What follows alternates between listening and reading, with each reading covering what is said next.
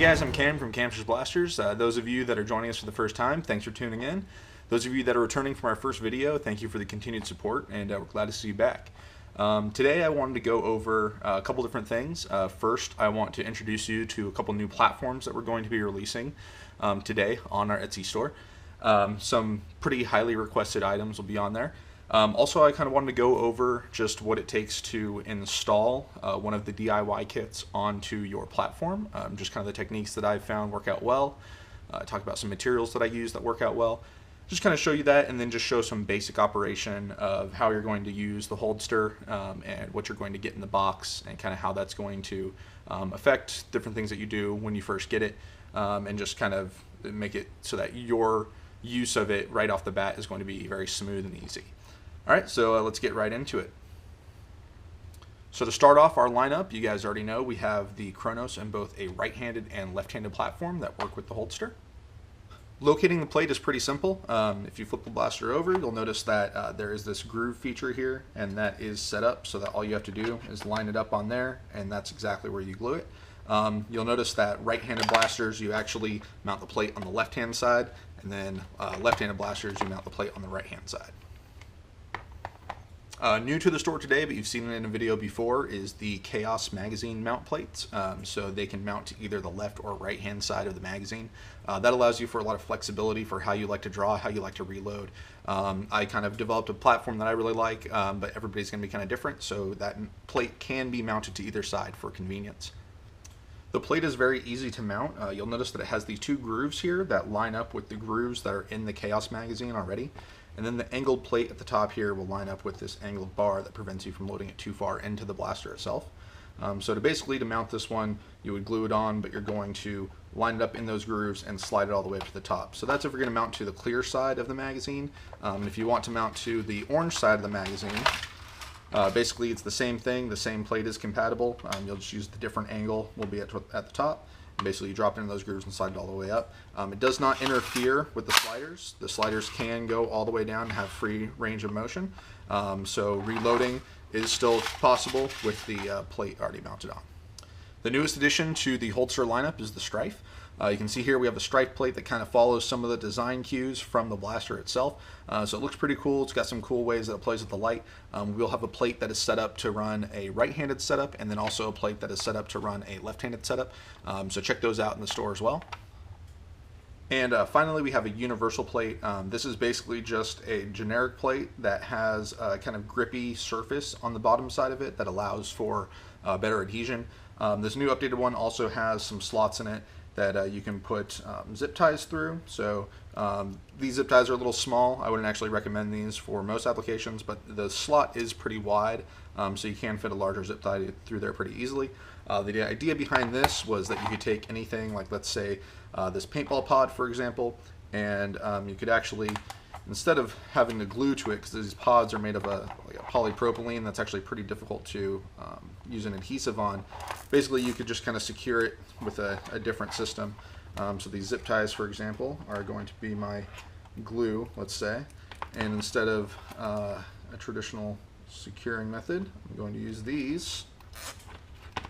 So now in just a few seconds I was able to add the HOLDster capabilities to this paintball pod. So now when I'm running my Nemesis setup, I can very easily have a lot of ammunition to dump into the hopper on top. So look into some of our plans for the future. Right here I have a hammer shot. This is definitely one of the more highly requested blasters to adapt it for. I am looking into a way to make it so that it's a non-permanent adapter, which would basically allow you to put it on a blaster that you might have painted up really nice. One way that I'm thinking about doing that is kind of similar to this mod that I did years ago. You know, basically this front plate slides onto the N-Strike tactical rail here, and basically I kind of want to do something similar to that that might have a plate that bolts onto the side, kind of like the universal plate that will hold the magnets that allow you to lock into the HOLDster. So stay tuned for that. That's coming right around the corner. Also, we're looking at this is more for personal use, but you know, I've got my Hera pistol here, and I would love to adapt something for this as well. So probably along those same lines, kind of something that mounts up here, I was thinking about doing a rail attachment one for this one, but you know, the thing is this rail moves and stuff, so I just want it to be really secure. So for my own use, I'm definitely going to mount it to the side, but as soon as we come out with that one, we'll release it to you guys as well. All right, guys, next I want to talk about what you're going to get in your package when you do order from us. So first of all, if you do get the kit with the blaster right now, so right now the only one that we have with a blaster is the KHAOS setup, so left or right-handed. So here's a right-handed setup. When you get it in the box, the holster will be attached to the blaster like this. When you first get it, it might be kind of difficult to remove by hand. That's kind of part of by design. You know, there's a little bit of a hitch as you start to pull it. That helps retain it while it's on your leg, running around, different things like that. So just go ahead and give it actually a quick jerk, and it'll come right off pretty easily. You know, it'll kind of work in a little bit as well, but you'll start to notice over time that it will get easier to use. If it's mounted to your leg or to a vest or something like that in the future, it will actually be a lot easier to remove just because it's a more stable platform. Right now you're kind of fighting hand to hand to try and remove it, but just make sure that when you do go to draw it, you're not trying to yank this off directly. You're actually sliding it forward and pulling the blaster back. That will make it really easy to remove. If you went ahead and purchased the DIY kit, you're going to get the plate separately from the base plate. And it's very important that you follow the warning that I have printed out on this paper. Do not snap this into the base plate until you have mounted it to a blaster. When you have it on a blaster, the grip provides a very easy pulling force and kind of pull direction to help you remove it from the plate. And it also gives it a nice flat platform to keep this plate from bending. This is a 3D printed plate. It is ABS. It will bend somewhat. When it is glued down onto the blaster though, it does prevent it from bending, so don't worry about its strength. But that bending does cause it to become difficult to remove if you snap this into the plate without a blaster. So just listen to the warning, make sure you glue this to your blaster first before you actually snap it in. And once it's all glued and everything's cured up, then you can go ahead and snap it in and have fun. You're also going to get this little kind of explanation from me, some instructions on how to use it. Again, guys, if you have any questions at all, please feel free to contact me. We can definitely help you out and make sure that your HOLDster experience runs smoothly. But basically just kind of follow these instructions. Pretty easy, like I said. Draw straight off, and then adjusting these is pretty easy. It's basically just a tri-glide that you'll find on any kind of backpack or sporting good. Basically, if you kind of loosen the top like this, you can pull it through and that will tighten it up. And then if you want to get more length out of it, you kind of push it back through this direction, pull it and cinch it down. If you would like to reduce the length of the straps, you definitely can. These come with straps that are 30 inches long on the thigh and 20 inches long on the belt loop. So even some of the bigger guys can wear them pretty easily. Myself, I'm 6'7", so this fits on my leg, and that's kind of what I base it off of. And it has infinite adjustability downward until basically you don't have a loop anymore. So if you do adjust it pretty far down and you notice that you have kind of a lot of excess strap kind of floating around, you can very easily just cut off that strap with some really nice sharp scissors. And then just make sure that you use a lighter to singe the ends of the webbing, otherwise it will fray. But just go ahead and do that. It'll kind of lock it down, and then you can dial that into exactly kind of what setting you like. Make sure you leave yourself a little bit of adjustability, just in case, you know, you guys are hitting the gym and decide to bulk up a little bit. All right, let's talk about installation. So when you receive your kit, you will need to go ahead and install this onto the blaster. So this plate here that we have is for the Stryfe. This is something I just finished today, actually. So this is set up for a right-handed setup. I will have a left-handed setup plate as well. It will look a little bit different just because there is some differences in the blaster design. You know, you have these motor wells here, and then also the battery door kind of create a little bit of different features. So it will be specific per side depending on what you order. You'll notice also that I have a rear and front labeling on here. It is important that you keep those. The chamfers that are on the bottom of this feature are different. That's something I noticed when doing the design for here.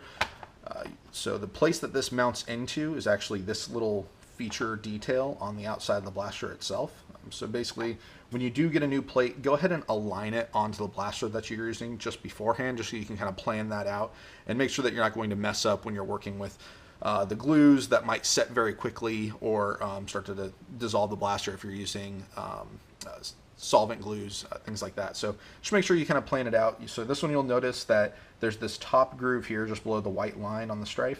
and then there's this little angle here that corresponds with the angle here on the top of the plate. So when I put it into this groove, I can kind of push it back and I'll start to feel it stop right there. That's where I'm going to want to mount it. So now that I know where I'm going to mount it, the next step is to do a little bit of surface preparation. So I'm just going to use some basic sandpaper. All that I want to do is just kind of get rid of some of these features that are on here, but then also give the glue a good surface to adhere to. All right, now when I sanded that, I did go ahead and sand along the edges here. Those edges are also going to be contacting the plate. So you just want to make sure that everywhere where glue is going to be contacting the plate, you get a little bit of the sandpaper on there just to give it a nice good rough surface to grab onto. You can sand the plate if you want to. The printer puts this little kind of groove pattern on the top surface of it. It does give you a good amount of kind of grip or adhesion. If you want to though, go ahead and sand the top of the plate. There's no harm in doing that. All right, so now that we've laid out where we're going to mount the plate and we've sanded and prepped the surface, we need to talk about adhesives. All right, so in front of me I have 5 different glues. Over here on the left I have JB Weld plastic weld epoxy. Here I have 2 different solvent welds. So this is a DevCon Weld It. This is a Sigrip 16. This is something I found at a local plastic supply store. Then over here I have 2 cyanacrylates, just a standard Gorilla Glue, the gel kind, and then also the Plastizap from Zap. For this right now, we're going to use the Plastizap, but let me talk about some of these others real quick. The Plastizap is a CA made specifically for ABS type plastics. The material that the plates are printed out of is ABS, and the blasters themselves are ABS, so this will work very well with what we're doing. It also won't eat away too much at the plastics like some CAs can. Some CAs with ABS plastic will start to make them crack and brittle. This is kind of formulated not to do that. It also sets very quickly, which is why we're going to use it right now, and a little bit faster than some of these other ones here. This Gorilla Super Glue is very easily accessible at any of your local hardware stores. It is good. The gel allows you to kind of control where you're going to put it very easily. It just doesn't have the exact formulation as this kind of for those plastics.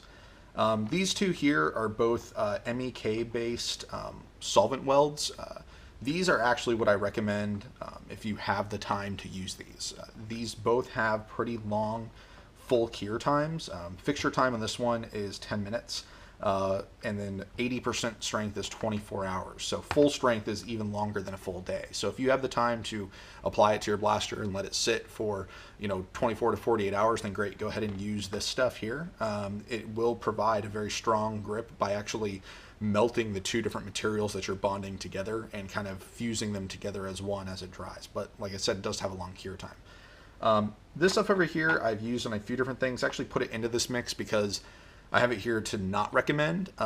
It doesn't seem to want to grip very well to the blaster side. It grips pretty well to the printed material, but I haven't had an epoxy grip that well yet to a blaster. So in all of my testing, at some point or another, it lasts for about a day, maybe 2 days, but then eventually the plate will separate from the blaster, and that's not what we really want. So I'm gonna go ahead and push these guys aside, and this is the one that we will be using.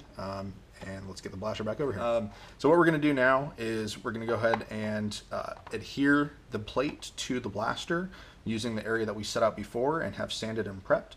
Then we'll just hold it down there until we get a good strong cure. This is CA, so it will cure and bond up very quickly, so we don't have to worry about waiting too long for that to happen. So yeah, let's go ahead and get to it. I'm actually going to start off by putting a little bit of the adhesive directly onto the plate itself, and then I'll put some spots onto the blaster where I want to make sure that it gets down into those corners. So we're going to do it in both those places, and then we'll take it and line it up and hold it down until it's fully cured. So let's go ahead and do that.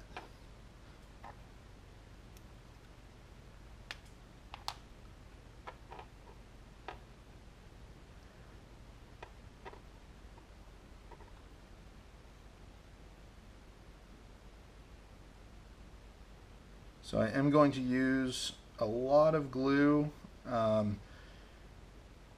Some people don't like to use a lot because it can actually start certain areas to turn white, but I'm more concerned about strength rather than looks. If you are concerned about looks, know that these materials can be painted. The ABS plastic is just like blasters, so whatever paint you're using on your blaster, you can use on your ABS plastic. without issue. Sorry, I got in front of the camera there. All right, so I'm just going to align that. Remember, use that groove. We're going to push down. The areas I'm making sure to push down the most are going to be around the magnets, because those are going to be the areas that are receiving the most stress. But then just make sure the middle is nice and pressed down as well. All right, guys, and here it is, our HOLDster equipped Stryfe. So on the back here, I've got my HOLDster base plate and the mount plate that we just glued on. So the Stryfe was definitely the most requested blaster that I had from the kind of community feedback. So greatly appreciated, guys, on all the feedback for what blasters you guys want to see in different gear and stuff. You know, I showed you some of the other stuff that we're working on for the future.